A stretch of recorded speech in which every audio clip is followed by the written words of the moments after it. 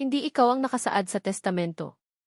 Pag-uwi ko mula sa 12 taong pagiging OFW, isang nakagigimbal na revelasyon ang sumalubong sa akin sa harap ng buong pamilya. Hindi ko malilimutan ang araw na iyon. Ako si Maricel, 42 taong gulang, isang VP sa Saudi Arabia sa loob ng 12 taon. 12 taon akong nagtiis ng pagod, lungkot, at pangulila para lamang mabigyan ng magandang buhay ang pamilya ko sa Pilipinas. Tuwing may overtime, kinukuha ko agad. Tuwing may holiday, pumapasok pa rin ako. Habang ang iba ay nagpapahinga, ako ay nagtatrabaho. Isang pangarap lang ang laman ng puso ko. Pag-uwi ko, magkakasama kaming masaya bilang pamilya. Ngunit hindi ko alam na ang pinaghirapan kong lahat ay hahantong sa isang bangungot. Isang gabi habang nasa trabaho ako, tumawag ang bunso kong kapatid. Humahagulgol siya. Ate, wala na si Papad. Parang gumuho ang mundo ko. Nanginginig akong napaupo sa sahig. Hindi ako makapaniwala. Hindi ko man lang siya nayakap sa huling pagkakataon. Hindi ko man lang nasabi kung gaano ko siya kamahal. Agad akong nag-file ng emergency leave at umuwi ng Pilipinas. Pagdating ko sa bahay, ramdam ko agad ang kakaibang tensyon. Hindi tulad ng inaasahan kong masayang pagsalubong. Parang may itinatago ang lahat. Lalo na ang panganay kong kapatid na si Romel. Ilang araw matapos ang libing, nagpatawag ng meeting ang abogado ni Papa. Nasa sala kaming lahat. Tahimik. Mabigat ang hangin. Pagkatapos ay nagsimulang magsalita ang abogado. May iniwang huling habilin ang inyong ama. Napatingin kaming lahat. Humigpit ang kapit ko sa upuan. Pagkatapos ay binuksan niya ang dokumento. At doon nagsimula ang kaguluhan. Ang bahay at lupang ito ay mapupunta kay Romel. Nagulat ako. Pero okay lang. Panganay naman siya. Ngunit ang sumunod na sinabi ng abogado ang nagpayanig sa buong pagkatao ko. At ang lahat ng natitirang ari-arian ay hahatiin sa 3. Napakunot noo ako. 3. 4 kaming magkakapatid. Mabilis akong tumayo.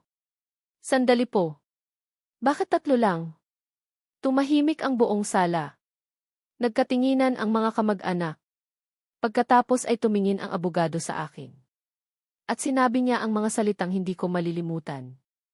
Pasensya na po, Ma'am Maricel, ngunit ayon sa dokumentong ito, hindi kayo kabilang sa mga tagapagmana. Parang tumigil ang mundo. Ano? Nanginginig ang boses ko. Hindi maaari yan. Biglang nag-iyakan ang ilang tiyahin.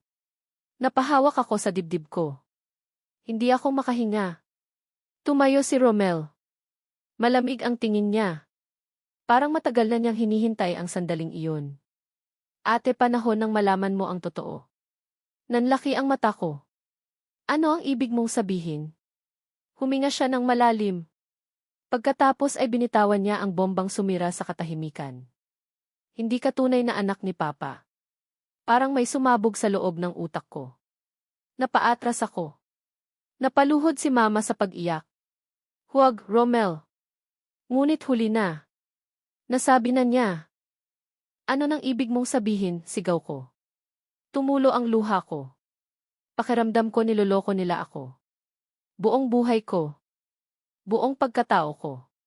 Biglang nagsalita si Mama. Anak ti. Humahagulgol siya. Pinulot ka namin noong sanggol ka. Tahimik. Walang gumagalaw. Walang nagsasalita. Pakiramdam ko nawalan ako ng pandinig. Paulit-ulit na umaalingaw ang sinabi niya. Pinulot ka namin ni. Hindi ko matanggap. Hindi ko kayang tanggapin.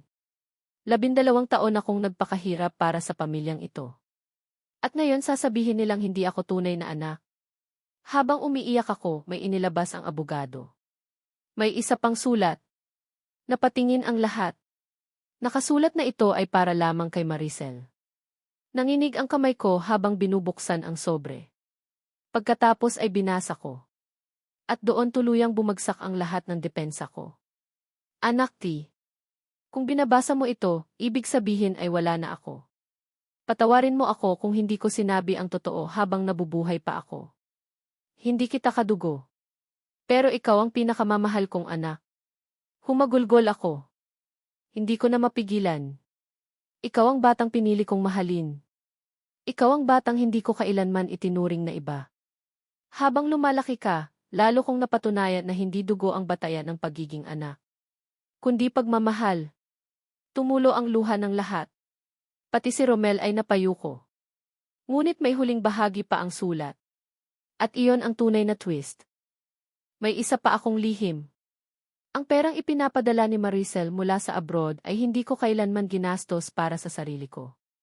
Lahat ng iyon ay inilagay ko sa isang hiwalay na investment account sa kanyang pangalan. Biglang nagkagulo ang lahat. Ano? Napatingin si Romel sa abogado. Nanlaki ang kanyang mga mata. Nagpatuloy ang abogado. Tama po. May account na nakapangalan kay Ma'am Maricel. At nang sabihin niya ang halaga, halos mawala ng malay ang lahat. Mahigit 20 milyong piso. Tahimik. Napakatahimik. Parang walang makahinga. Biglang namutla si Romel. Dahil alam niyang wala siyang makukuha roon. Hindi niya kontrolado ang pera. Hindi niya maaangkin. Hindi niya magagamit. At higit sa lahat, hindi niya ito kayang kunin mula sa akin. Lumapit si Mama. Lumuhod sa harap ko. Anak, patawarin mo kami. Ngunit sa pagkakataong iyon, hindi na ako galit. Nasasaktan. Nalilito. Pero malinaw ang isang bagay. Hindi man ako kadugo ni Papa. Ako ang anak na minahal niya ng buong puso. Ginamit ko ang bahagi ng pera upang magtayo ng maliit na negosyo. Tinulungan ko rin ang ilang VC na makapagsimula ng sariling kabuhayan. At sa tuwing naiisip ko si Papa, naaalala ko ang kanyang mga salita. Hindi dugo ang bumubuo ng pamilya. Pagmamahal ang tunay na nagdurugtong sa puso. At sa kabila ng lahat ng sakit, pagtataksil, at rebelasyong dumating sa buhay ko, doon ko natagpuan ang pinakamatinding katotohanan. Hindi ako ipinanganak sa pamilyang iyon. Ngunit ako ang anak na pinili nilang mahalin. At minsan, iyon ang mas mahalaga kaysa anumang mana sa mundo.